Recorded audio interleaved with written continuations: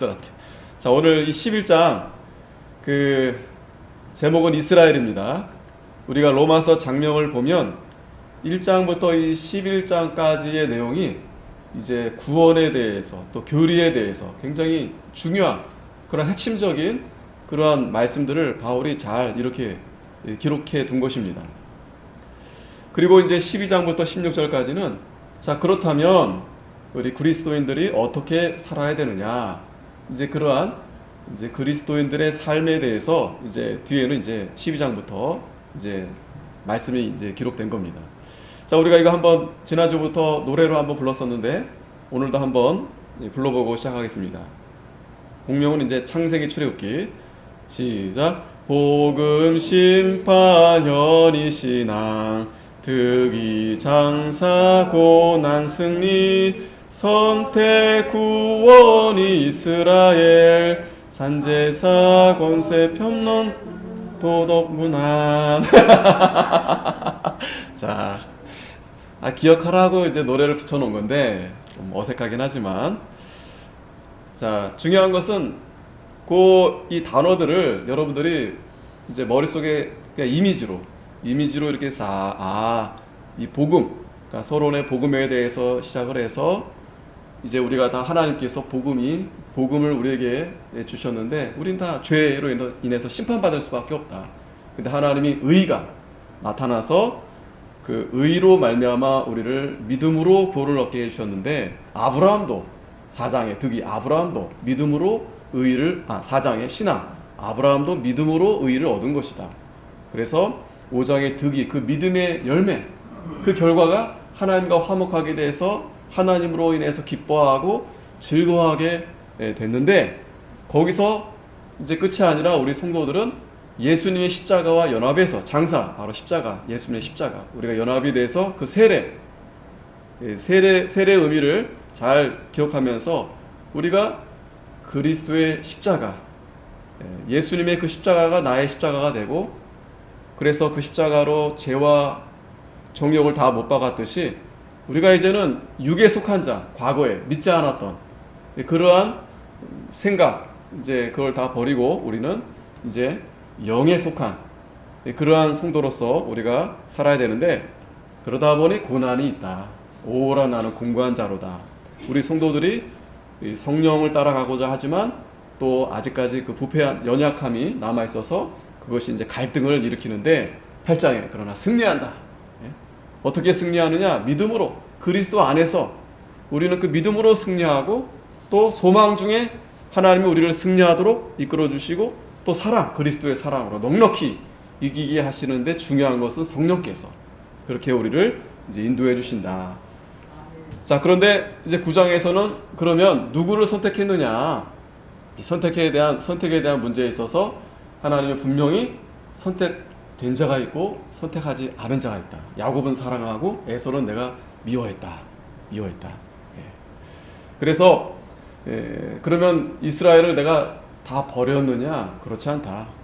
하나님이 충분히 이스라엘 백성들에게 지난주 우리가 10장 모든 하나님의 이 구원 말씀을 온 세상에 다 전파하게 해서, 믿음은 들음으로, 그죠? 믿음은 들음으로, 들음은 그리스도의 말씀으로 했는데, 보니까 유대인들이 그리스도의 말씀을 듣지 않고 하나님의 그 의를 바라보고 그것을 믿음으로 가야 되는데, 그게 아니라 자신들의 그 잘못된 지식, 하나님에 대한 지식이 아니라 자신들이 잘못 깨달은 그 지식으로 인해서 여전히 자기의 의로 자기 스스로가 구원을 얻을 수 있다. 이제 이러다 보니 바울이 봤을 때에도, 야, 이거 유대인들이 믿는 자들이 많지 않구나. 자, 그렇다면 오늘 11장에서 하나님이 이스라엘을 다 버렸느냐? 그렇지 않다. 이제 쭉 앞에 이제 구원에 대해서 그 교리에 대해서 쭉 설명하면서 이제 마지막에 이스라엘, 그러면 이스라엘, 하나님 먼저 이스라엘 택해서 이스라엘을 통해서 이제 구원을 이제 하나님 말씀을 주셔서 하나님이 전도하게 했는데, 결국 하나님이 계획한 바는 보니까 유대인들이 그걸 버린 거죠. 예수님이 거친 돌이 되어버렸죠. 그래서 그것이 이방인들에게 되려 이제 복음이 전하게 된 겁니다. 그러면 이스라엘은 결국 어떻게 되느냐? 자, 거기에 대한 이제 말씀을 하면서 이제 앞에 이제 쭉 말씀한 것을 이제 정리하는 이제 그런 말씀이 오늘 11장에 이제 들어 있는 겁니다. 자, 중요한 거 오늘 지난주 10장 17절 말씀 우리 다시 한번 읽으면서 기억해 보겠습니다. 시작. 그러므로 믿음은 들음에서 나며 들음은 그리스도의 말씀으로 말미암았느니라. 아멘. 예, 아주 중요한 말씀입니다. 믿음은 들음에서.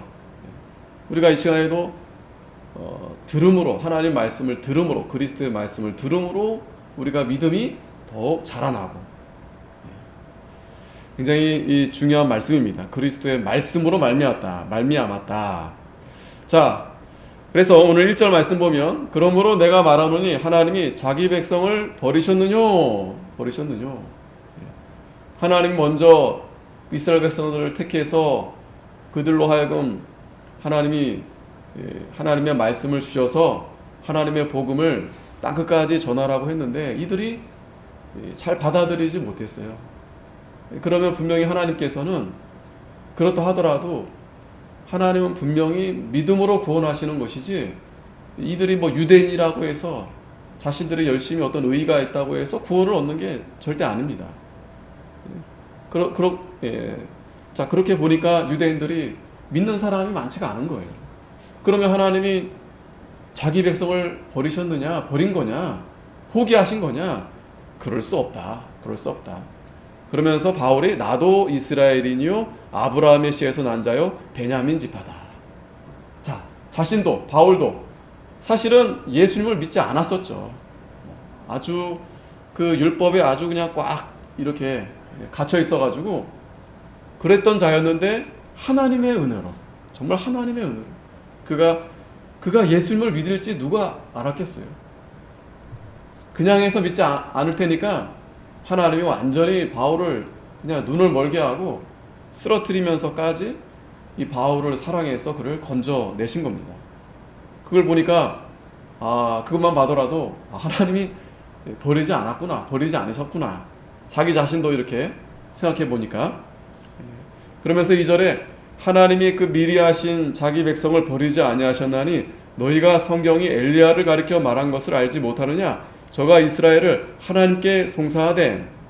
자, 바울이 이제 엘리야 시대에 그 당시의 모습을 또 이제 예를 들면서 설명하는데 그 엘리야 당시에도 그 아합 왕이 뭐 아세라 안에 뭐 이방 그 우상 섬기는 여인을 데려왔으니 그 대부분 바알 섬기고 아세라 섬기고 이런 선지자들이 아주 가득했습니다.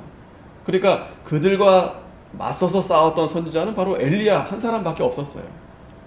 자, 3절에 주여 저희가 주의 선지자들을 죽였으며 주의 제단들을 헐어버렸고 나만 남았는데 내 목숨도 찾나이다. 자, 이 당시에도 주의 선지자들을 죽였다 그랬습니다. 그러니까 엘리야는 특별히 하나님이 지켜주셔서 그 바알과 아세라 그 거짓 선지자들과 싸우게 했는데 앞에서 이미 다 아합이 다 쳐 죽였다는 거예요. 순교자들이 이때도 이제 있었겠죠. 그리고 이제 하나밖에 남은 이 엘리야도 이제 목숨을 이제 찾고 있는데 4절에 저에게 하신 대답이 무엇이뇨? 내가 나를 위하여 바알에게 무릎을 꿇지 아니한 사람 7천을 남겨두었다 하셨으니. 자, 엘리야가 속상했던 건 그래도 하나님이 그 거짓 선지자들과 싸워서 하나님이 승리를 주셨어요. 자, 그랬는데 보니까 이건 뭐 그랬어도 여전히 자기 자신 밖에 외에는 하나님 앞에 없는 것처럼 보여지는 거예요.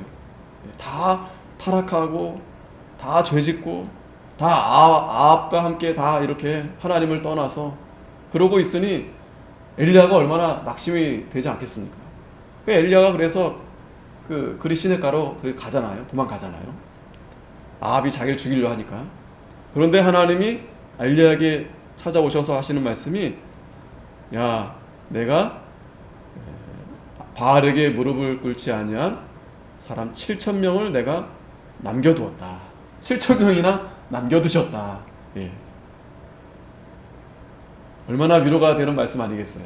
엘리야는 자기 혼자 남은 줄로 알았는데 하나님은 7천 명이나 이렇게 숨겨두셨다는 거예요. 이들은 그래도 아직까지 바알과 그렇게 타협하지 않고 비록 이렇게 숨어있지만 하나님이 하나님의 구원의 일을 하도록 엘리야 혼자만 그렇게 싸워서 그렇게 두신 것이 아니라 7천 명이나 남겨두셨다. 이 말씀을 하신 이유가 5절에 그런즉 이와 같이 이제도 은혜로 택하심을 따라 남은 자가 있다. 아멘. 남은 자가 있다. 여러분, 저도 여러분도 오늘 이 시간 엘리야와 같은 심정 아니겠습니까? 엘리야 같은 심정으로 여기 오신 거 아니겠어요? 예? 이 비 내리는 거, 무더운 날씨 다 뒤로 한 채 우리가 하나님 말씀을 사모해서 이 자리에 온 거 아니겠습니까? 그러다 보면 우리가 엘리야 같은 그런 마음이 딱 들어와서 야, 이렇게 하나님 말씀을 좀 사모하고 함께하고 예배하고 이제 주님 오실 날이 얼마 안 남았는데 주위 돌아보면 사람들이 없어요. 많지가 않아요. 예? 그리고 이 아합 씨도 마찬가지입니다. 이 아합이 우상을 섬기면서 자기가 마치 하나님을 섬긴다 하면서 그렇게 우상화 시킨 거예요. 우상화시킨 겁니다. 예배를 하지만 그 바알 아세라를 이렇게 짬뽕 시켜가지고 그렇게 혼합 시켜가지고 그래도 아합은 자기가 하나님을 섬긴다 그러면서 그렇게 예배하고 했을 겁니다. 그런데 그때에도 보면 하나님 앞에 바로 이렇게 나아가는 종이 엘리야 한 사람, 그리고 또 순교를 당하고, 우리가 과거에도 그랬죠. 역사적으로도 그렇고 이 종교 역사적으로도 그렇고 우리나라도 마찬가지죠. 일제 탄압 그때에도 그 신사참배 앞에서 다 무너졌어요. 교회가 다 무너졌습니다. 거기에 맞서서 싸우신 목사님들 정말 몇 분 안 돼요. 큰 교단들 다 그냥 그건 하나의 그냥 의식이다. 그냥 그거는 우리가 이 교회를 지켜야 되기 때문에 그렇게 적당하게 타협을 해가지고 그 목숨을 유지하고자 자기 재산을 그래도 잃어버리지 않으려고 대부분 다 그렇게 타협을 한 겁니다. 그래도 우리 고신 측에 우리 속한 우리 교단은 거기서 그래도 우리 교단에서 그래도 훌륭하신 그 주기철 목사님 또 여러 목사님들이 아니다. 나는 말씀을 붙들고 나아가야 된다. 내 목숨이 끊어지는 한 내가 하나님 말씀을 내가 어길 수 없다. 어느 시대에나 오늘날은 뭐 그러한 핍박과 탄압은 없지만 오늘날도 마찬가지입니다. 오늘날은 무엇이 그렇게 교회를 힘들게 하냐면 그 세상과 타협하는 이 세속주의, 타락주의. 그러니까 성도들이 다 그러한 신앙을 하고 싶어 하는 거예요. 적당하게 교회는 그냥 가서 사람 만나고 가서 비즈니스 하고 가서 뭐 주면 좋고 적당하게 그렇게 그러면서 그 가운데서도 우리가 그래도 소수지만 그래도 하나님 말씀대로 하려는 그러한 교회들이 남아있다라는 거예요. 하나님이 남겨두셨다라는 거예요. 하나님 남겨두셨다. 그래서 보니까 엘리야 시대에도 오늘날도 보니까 네 종류의 그런 성도가 있는 것 같아요. 네 종류가. 첫째는 바로 엘리야와 같은 그러한 성도입니다. 엘리야. 그냥 싸우는 거예요. 그냥 하나님 말씀 붙들고 싸우는 겁니다. 타협이 없어요. 오늘 이 시대에도 그러한 종들이 더러 있습니다. 뭐 내가 하나님 말씀을 전하면서 또 하나님 앞에 나아가면서 뭐 세상적으로 부귀영화 결코 거기에 흔들리지 않습니다. 그런데 안 믿는 사람들은 또 믿음이 좀 연약한 분들은 그래요. 저한테도 그래요. 교회 몇 명 나오냐? 교회 건물은 있냐? 아이고 그렇게 해서 되겠냐? 좀 사람들도 좀 많이 부르고 모으고 좀 그렇게 해야지 좀 되지 않겠냐? 물론 그것도 뭐 저 좋으라고 하는 얘기인데 그러나 그거는 정말 세속적인 말이죠. 마치 장사하듯이 너 그렇게 구멍가게 열었으면, 구멍가게는 아니지만 좀 확장도 시키고 옆 가게 뚫고 좀 그 건물도 좀 사고, 예. 그런 마음들이 다 이렇게 들어옵니다. 들어와요. 예. 그래도 뭔가 시작했으니까, 예. 뭐라도 잘해야 되지 않겠느냐, 그런 세속적인 욕심, 욕망들이 다 들어옵니다. 다 들어와요. 예. 그러다 보면은 타협할 수밖에 없어요. 바울도 처음에는 고민 많이 했습니다. 복음을 전하는데 이제 아테네에 가보니까 사람들이 다 철학자예요. 공부를 많이 했어요. 아, 저들을 내가 전도를 해야 되겠는데, 그냥 성경만 말하면은 저 사람들이 안 믿을 것 같으니까, 처음이니까 바울도, 그래서 그 사람들이 알아들을 수 있도록 철학적이고 또 뭐 여러 가지 말로 해가지고 했어요. 그 처음에는 이 사람들 솔깃했어요. 예? 했지만 남아서 말씀을 듣고자 하는 사람은 소수고 다 흩어졌다 그랬어요. 다 흩어졌다 그랬어요. 바울이 그래서 그런 경험을 한 다음에 고린도 교회 가서는 이제 거기 이제 붙어 있으니까, 내가 고린도에 가서는 내가 1절 내가 말의 지혜로, 내가 사람의 지혜로 내가 전하지 않아야 되겠다, 아주 결심을 하고, 그래서 고린도전서에 그렇게 편지를 쓴 겁니다. 오히려 십자가의 도가, 오히려 그 말의 지혜가 가려진다라는 거예요. 가리운다라는 거예요. 오히려. 그러니까 오늘날도 여러분 잘 보십시오. 이 교회가 자꾸 그런 세속화로 자꾸 가리우는 거예요. 마귀가 또 그렇게 가리우게끔 하는 거예요. 하지만 그 가운데서 또 이 엘리야는 그런 거 보지 않고 그냥 순수하게 그냥 하나님 말씀 전하는 거예요. 자기가 죽는 한이 있다 하더라도 그 두렵지 않겠습니까? 그 800명이나 바알, 사베, 아세라, 사베 800명이나 그 앞에서 싸우고자 하는데 엘리야 혼자서, 얼마나 두렵지 않겠습니까? 그런데 엘리야는 하나님과 함께 하니까, 엘리야는 옳은 길로, 하나님의 뜻대로, 하나님이 기뻐하시는 그 편에 서서 나아가니까 하나님이 하늘에서 불을 내려서 그냥 그 거짓된 자들을 다 사르게 하신 겁니다. 두 번째는 보니까 순교자가 있습니다. 순교자. 엘리야는 순교하지 않았습니다. 그 앞에 보니까 엘리야가 있기 전에도 이미 순교한 그런 종들이 있어요. 보면은 이 순교도 아무나 순교하는 것 같지 않아요. 할 수 있는 게 아닌 것 같아요. 하나님의 특별한 그러한 은혜를 입은 자, 결사각오하면서 나아가는 그런 하나님이 순교자는 또 따로 예비해 두시지 않았나, 이제 그런 생각이 됩니다. 이 순교자. 그 일제 시대에 또 그 박관준 장로님이라고 계시는데, 이분이 이제 순교하셨어요. 근데 이분이 이제 시를 남겼는데, 우리 강해서에 보면은 이분의 시가 있습니다. 그래서 한번 여러분들에게 보여드리는데 너무 좋아요. 이러한 시를 썼는데, 이 해석을 해놨잖아요. 죽을 때가 왔는데 죽지 아니하면 살아 즐거워하는 것이 죽는 것만 못하고, 꽃은 떨어져야 열매를 맺고 사람은 죽어야 천국에 가느니라. 아, 참 좋죠? 예? 우리가 정말 순교 자리에 서지는 못하더라도 이러한 마음만은, 그죠? 마음만은, 정말 내가 순교, 내가 해야 되겠다, 이런 마음만은 우리가 갖고 정말 멋있게 우리가 살아야 되지 않겠습니까? 근데 뭐 순교는커녕, 뭐 조금만 어려움만 있어도 막 그냥 벌벌 떨고 그냥, 저도 마찬가지지만 우리가 다, 참 이러한 마음만 우리가 갖더라도 참 얼마나 당당하게 우리가 살아갈 수 있을까. 자, 보세요. 죽을 때가 왔는데 죽지 아니하면 살아 즐거워하는 것이 죽는 것만 못하다 그랬어요. 그러니까 죽을 때가 왔으면 당당히 죽어야 된다라는 거예요. 그러니까 죽을 때 죽더라도 멋있게 죽어야지. 그거 어떻게 그냥 내가 좀 살아보려고 그러면 살아서 즐거워하는 것만 못하다라는 거예요.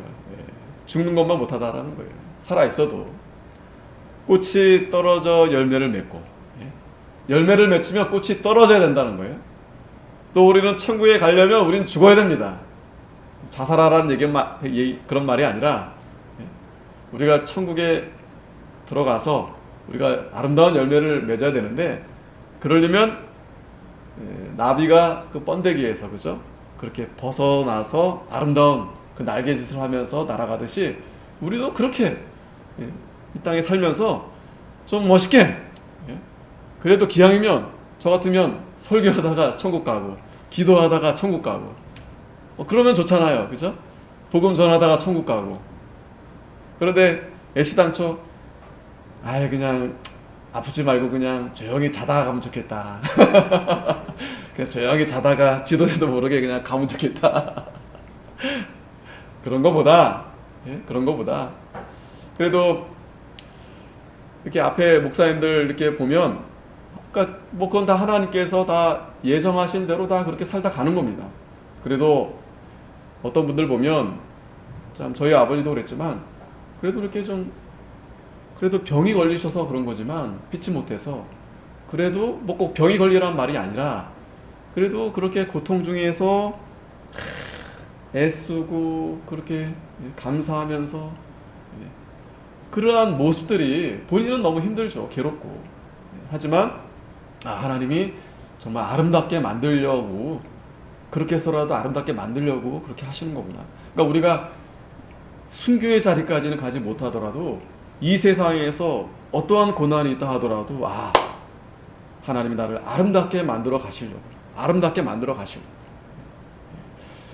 그러한 성도가 있다. 두 번째 성도가 있다. 그리고 세 번째는 바로 바알 앞에서 무릎을 꿇는 자들.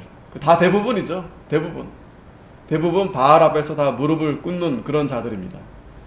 오늘날로 말하면 돈 앞에 무릎을 꿇는 자들이에요. 돈 앞에 무릎을 꿇는 그런 주일도 못 지키고 그 돈 좀 더 벌어서 좀 편하게 살려고 그 돈 앞에 그게 바알입니다. 다른 게 바알이 아니에요.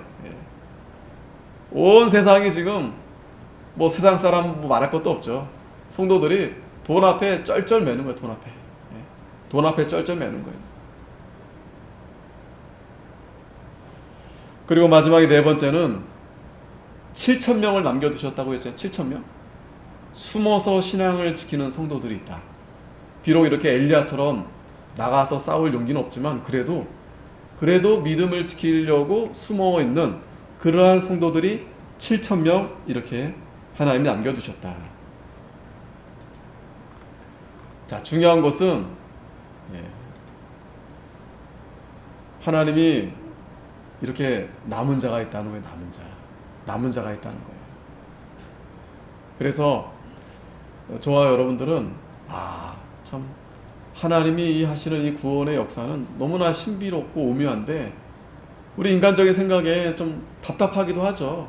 답답할 수도 있습니다. 그런 일들이 많고 우리 마음대로 우리 뜻대로 좀 잘 되면 좋겠는데 그렇지 않아요. 어려움이 많고 자 보세요.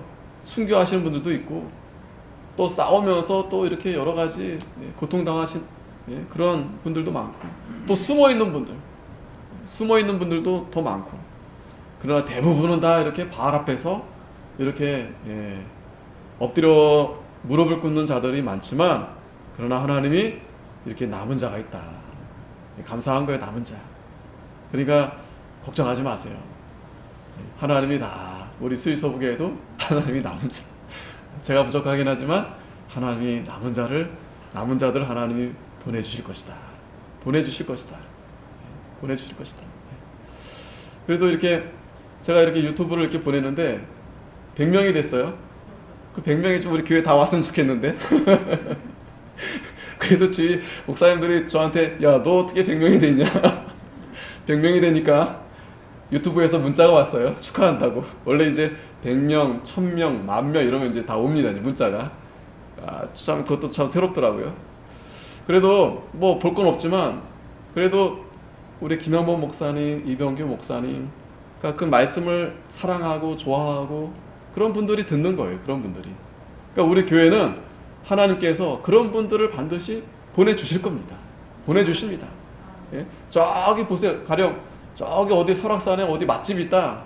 찾아갑니다. 찾아가요. 그 맛을 좋아하는 사람은 2시간, 3시간 차를 타고 가는 거예요. 갑니다. 예, 가니까 중요한 것은 저도 여러분들은 우리가 참 엘리야처럼 또 순교자 그러한 마음의 각오를 가지면서 하나님을 잘 섬기고 그렇게 성실하게 나아가면 하나님이 이 남은 자 보내주신다는 거예요. 엘리야처럼 그렇게 좀 상심할 수 있겠지만 하나님이 또 위로해 주시고 또 보내주십니다.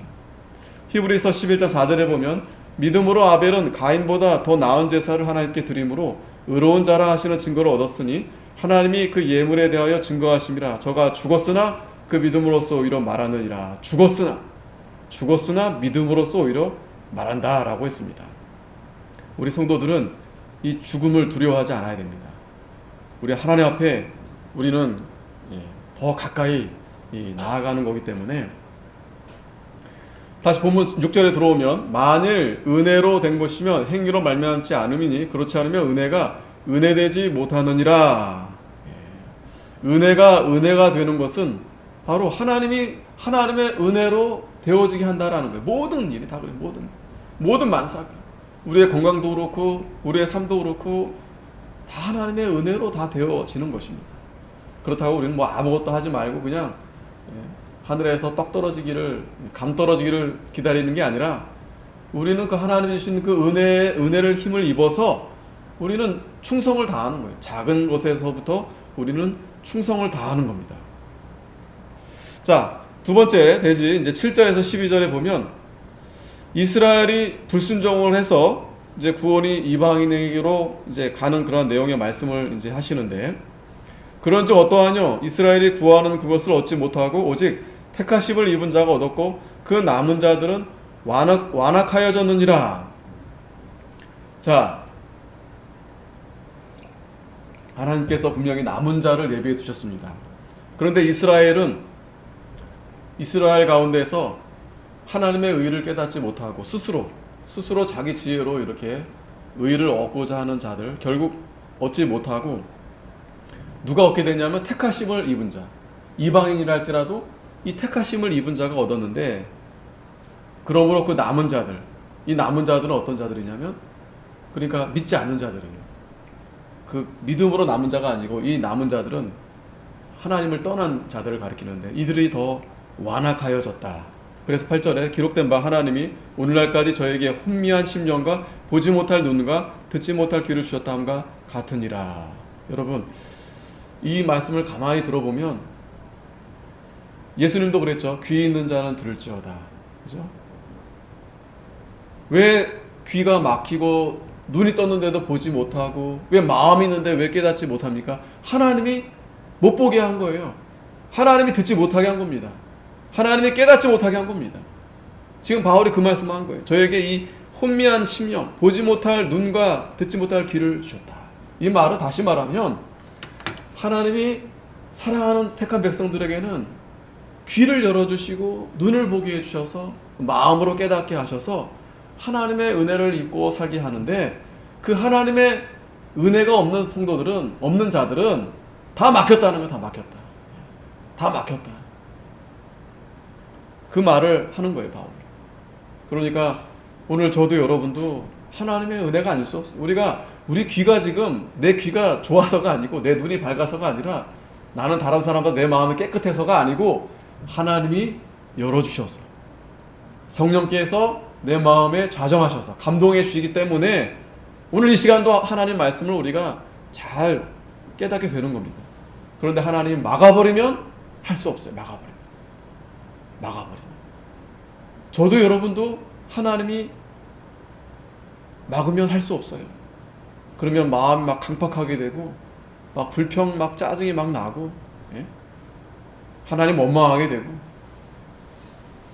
그래서 9절에 또 다윗이 가로되 저희 밥상이 올무와 덫과 거치는 것과 보응이 되게 하옵시고 저희 눈을 흐려 보지 못하고 저희 등은 항상 굳게 하옵소서 하였느니라.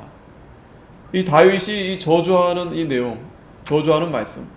그러니까 하나님의 은혜가 없으면 하나님의 저주가 임한다는 거예요. 저주가.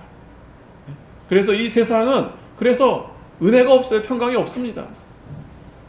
여러분 실감하시죠? 세상 사람들은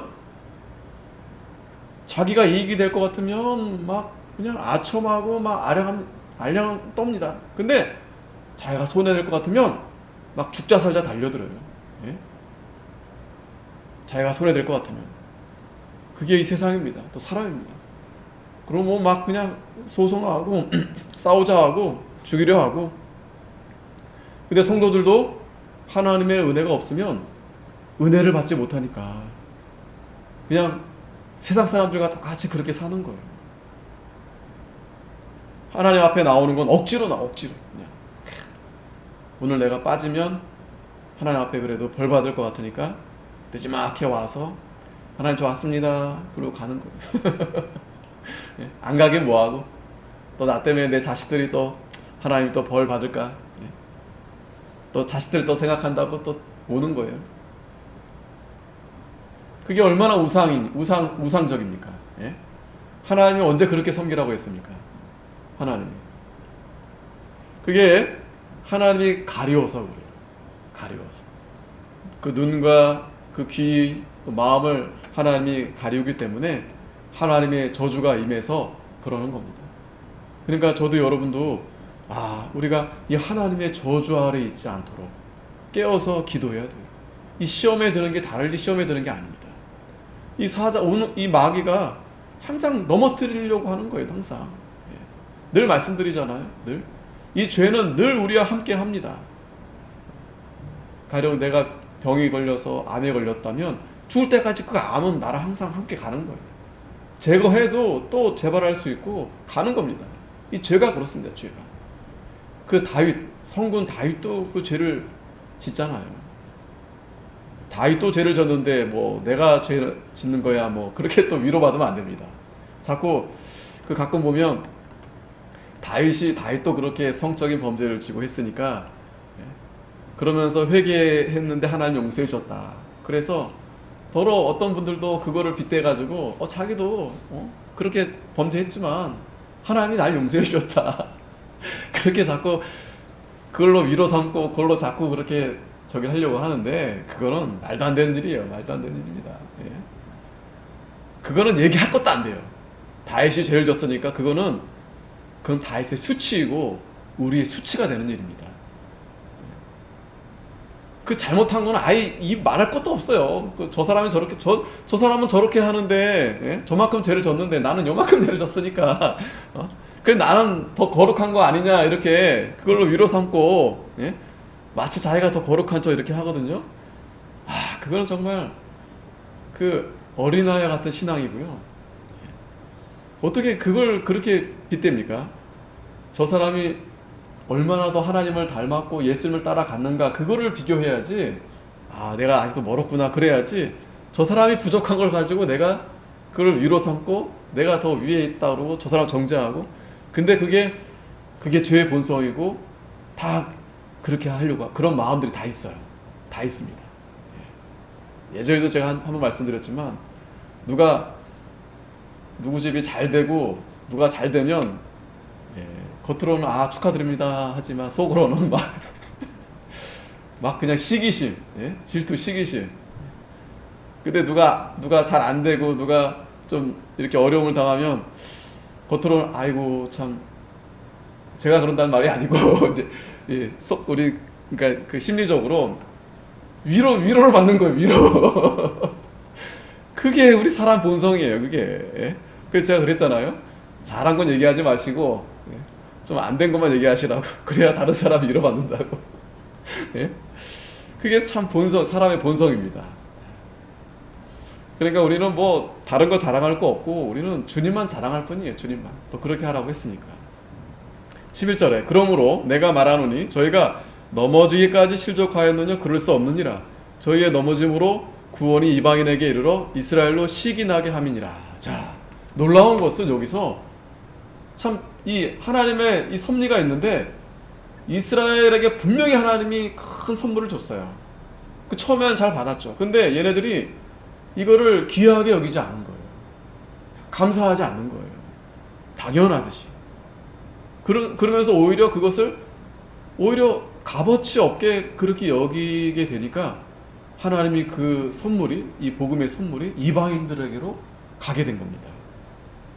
그런데 이방인에게 이르러 이스라엘로 식이 나게 했다는 말은 뭐냐면, 가령 우리 아이들이 있어요.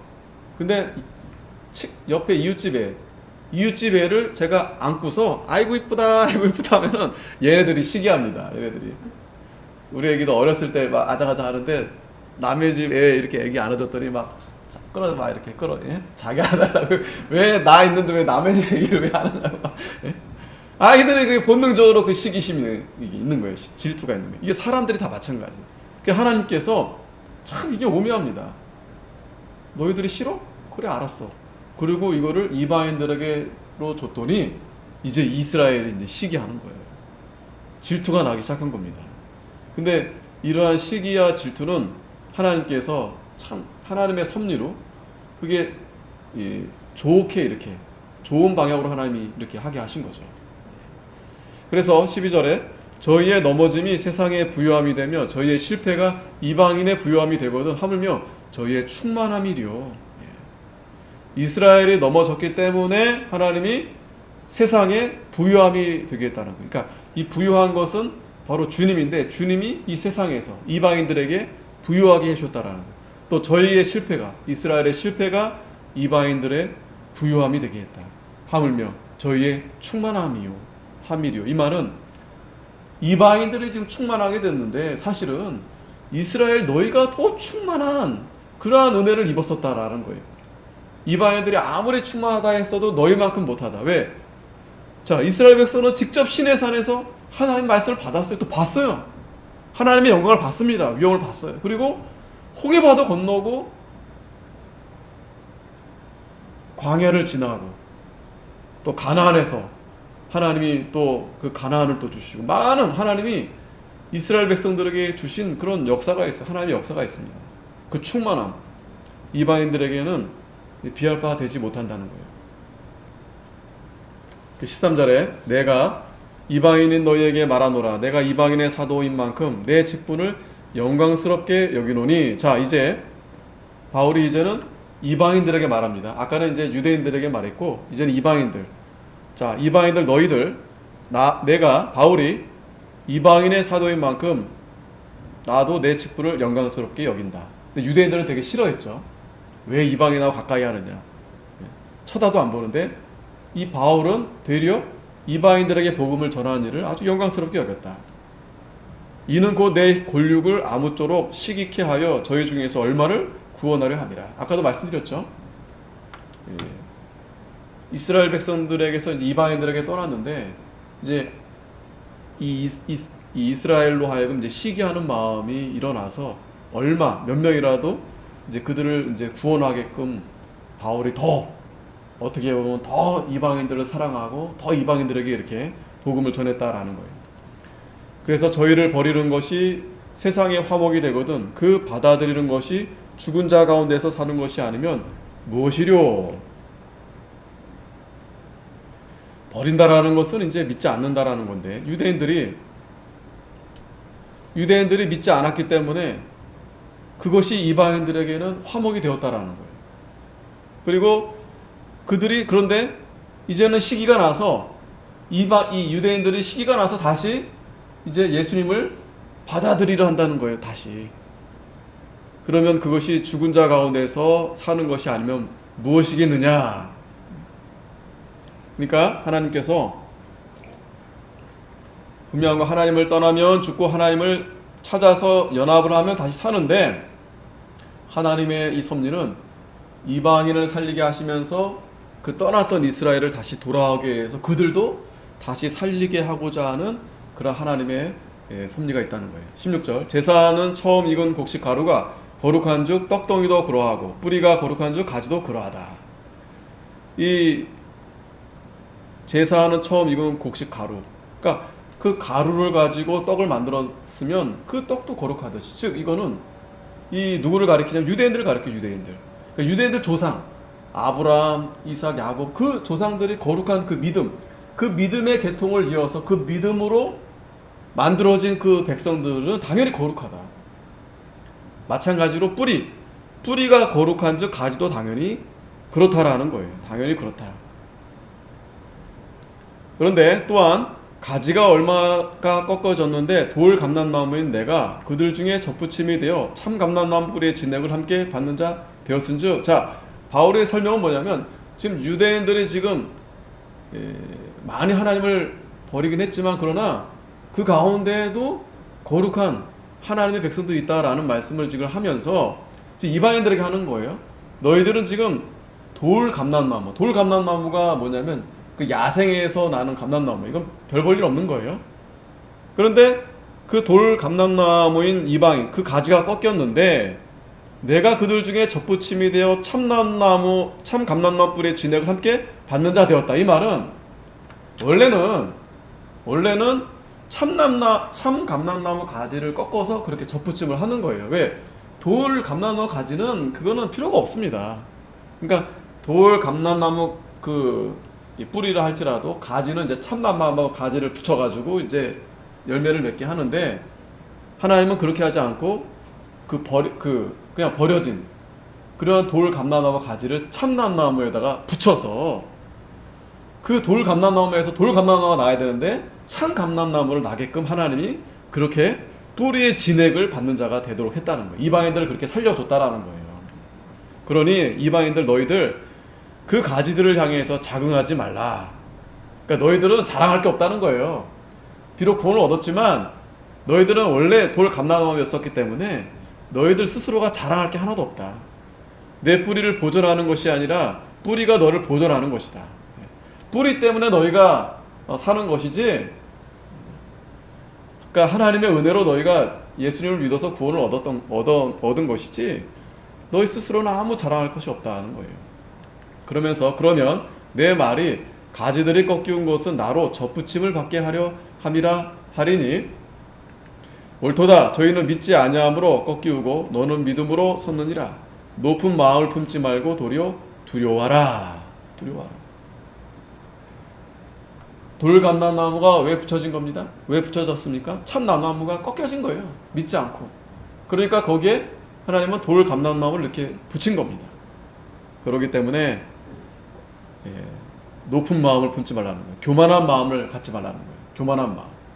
항상 겸손하고 도리어 두려워하라. 왜 두려워하라? 하나님이 너도 꺾을 수 있다. 너도 언제든지 하나님이 네가 하나님을 떠나면 너도 꺾을 수 있다. 그러면서 21절 하나님이 원 가지들도 아끼지 아니하셨은즉 너도 아끼지 아니하시리라. 아주 무서운 말씀이죠. 하나님의 은혜가 떠나면 반드시 꺾이게 된다. 그러므로 하나님을 두려워하라는 거예요. 하나님을 두려워하라. 빌립보서 2장 12절에 보면 그러므로 나의 사랑하는 자들아 너희가 나 있을 때뿐 아니라 더욱 지금 나 없을 때에도 항상 복종하여 두렵고 떨림으로 너희 구원을 이루라. 두려워하라는 말씀은 무서워하고 떠는 말씀이 아니라 두렵고 떨림으로 구원을 이루라는 거예요. 조심하면서 겸손하면서 하나님 말씀을 잘 순종하면서 구원을 잘 이루어 나가라. 22절 그러므로 하나님의 인자와 어미를 보라. 넘어지는 자들에게는 어미가 있으니 너희가 만일 하나님의 인자에 거하면 그 인자가 너희에게 있으리라. 그렇지 않으면 너희도 찍히는 바 되리라. 자, 하나님은 두 가지가 있습니다.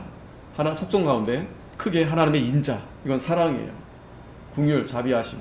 그러나 또 반면에 어미, 하나님의 심판, 바로 하지 못한 것들에 대해서 하나님이 징계하시고, 그래서 넘어지는 자들에게는 하나님이 반드시 어미하신다. 하나님 말씀 순종하지 않고 하나님을 떠난 자들에게 하나님 반드시 어미하신다. 그러나 하나님의 인자에 거하면 그 인자가 너희에게 있으리라. 하나님의 인자에 거하면, 우리가 하나님의 은혜, 하나님의 사랑 안에 거하면 하나님의 충만한 그러한 인자, 인애를 우리가 얻게 된다라는 거예요. 그러면 그러한 성도 안에는 하나님의 위로가 있고, 하나님의 평강이 있고, 하나님의 안식이 있고, 하나님의 보호가 있고, 하나님의 능력이 있고. 베드로전서 2장 3절에 너희가 주의 인자하심을 맛보았으면 그리하라. 그게 주의 인자하심이 인자하심. 주의 인자. 23절에 저희도 믿지 아니하는데 거하지 아니하면 접붙임을 얻으리니 이는 저희를 접붙이실 능력이 하나님께 있음이라. 이 접붙이실 능력이 하나님께 있다는 거예요. 우리가 붙이고 싶어서 붙여지는 건 아니라, 떨어지는 건 우리 마음대로 떨어질 수 있어요. 하나님을 내가 순종하지 않고 저주하고 그럼 떨어집니다. 그러나 이 붙이는 것은 하나님이 붙여주시는 거예요. 하나님께서. 내가 돌 감람나무에서 찍힘을 받고 본성을 거스려 좋은 감람나무에 접붙임을 얻었은즉 원 가진 이 사람들이 얼마나 더 자기 감람나무에 접붙임을 얻으랴. 25절에 형제들아 너희가 스스로 지혜 있다함을 명키 위하여 이 비밀을 너희가 모르기를 내가 원치 아니하노니 이 비밀은 이방인의 충만한 수가 들어오기까지 이스라엘의 더러는 완악하게 된 것이다. 자, 이 비밀이 있어요. 비밀. 이 하나님의 비밀. 왜 유대인들이 이렇게 타락하는데, 하나님을 떠나는데 하나님이 왜 내버려 두냐 하면 이방인의 충만한 수가 들어올 때까지 하나님께서 그렇게 두시는 거예요. 그렇게 두시는 겁니다. 그래서 가만히 보면 지금도 이렇게 돌아볼 때, 교회 역사를 이렇게 돌아볼 때 그런 것 같아요. 지금도 보세요. 이 미국이나 유럽이나 과거에는 정말 뜨거웠어요. 열심히 있고 굉장히 순전했고, 그런데 지금은 어때요? 교회가 없어졌어요. 교회가 없어요. 유럽은 아예 이제 교회가 다 팔려나가고 거의 없습니다. 그렇게 종교개혁하고 순교하고 그랬던 곳인데 그게 지금 어디로 넘어가냐면 우리 한국으로 넘어오고, 또 한국에서 이제 한국도 이제 다른 동남아나 다른 곳으로 이제 넘어가겠죠. 그러고 보니까 하나님이 이 복음이 이스라엘 시작했는데 이 세계를 쭉 돌아서 계속 돌고 돌아서 이제 마침내 어디에 가냐면 이방인의 수가 다 차면 이제 이스라엘에까지 가게 되면 그때 이제 주님이 오시게 된다. 그리하여 온 이스라엘이 구원을 얻으리라. 기록된 바 구원자가 시온에서 오사 야곱에게서 경건치 않은 것을 돌이키시겠다. 자, 하나님이 이스라엘, 지금은 아직까지 믿는 자가 많지 않습니다. 그런데 하나님이 그 이스라엘을 반드시 회복을 시키겠다는 거예요. 회복을 시키시겠다. 내가 저희 죄를 없이 할 때 저희에게 이루어질 내 언약이 이것이라 함과 같으니라. 복음으로 하면 저희가 너희를 인하여 원수된 자요 택하심으로 하면 조상들을 인하여 사랑을 입은 자라. 하나님의 은사와 부르심에는 후회하심이 없느니라. 하나님이 후회하시는 게 없어요. 하나님은 정확하십니다. 30절 너희가 전에 하나님께 순종치 아니하더니 이스라엘에 순종치 아니함으로 이제 궁유를 입었는지라. 이와 같이 이 사람들이 순종치 아니하니 이는 너희에게 베푸시는 궁율로 이제 저희도 궁율을 얻게 하려 하심이니라. 하나님이 모든 사람을 순종치 아니하는 가운데 가둬두심은 모든 사람에게 궁율을 베풀려 하심이로다. 아니 말을 안 듣는데 하나님은 오래 참아주시면서 되려 마침내 하나님이 긍휼을 베풀어 주시려고. 왜? 우리 인간은 날 때부터 죄인들이에요. 죄인. 그냥 내버려두면 그 죄 때문에 죽을 수밖에 없어요. 그런데 하나님은 긍휼의 하나님이시기 때문에 마침내 하나님이 모든 택한 백성들에게 긍휼을 베풀어 주신다. 바울이 이러한지를 깨닫고 33절에 깊도다 하나님의 지혜와 지식에 부요하며 그의 판단은 측량치 못할 것이며 그의 길은 찾지 못할 것이로다. 누가 주의 마음을 알았느냐? 누가 그의 모사가 되었느냐? 누가 주께 먼저 드려서 갚으심을 받겠느냐? 이는 만물이 주에게서 나오고 주로 말미암고 주에게로 돌아감이라. 영광이 그에게 세세에 있으리로다. 아멘. 이 하나님의 긍휼. 오늘도 우리가 이 하나님의 긍휼로 이방인 돌 감람나무인 우리가 이렇게 복음을 얻게 된 거예요. 중요한 것은 만물이 다 주에게서 나오고 주로 말미암고 주에게로 돌아간다. 이 모든 만물 다 주께 있고 또 전국적으로 주님을 위해서 이것이 다 운행이 된다. 기도하겠습니다. 거룩하신 아버지 하나님 은혜 감사합니다. 오늘도 주님이 저희들을 사랑하셔서 주님의 귀한 말씀을 저희들에게 주셨는데 하나님 우리가 두렵고 떨림으로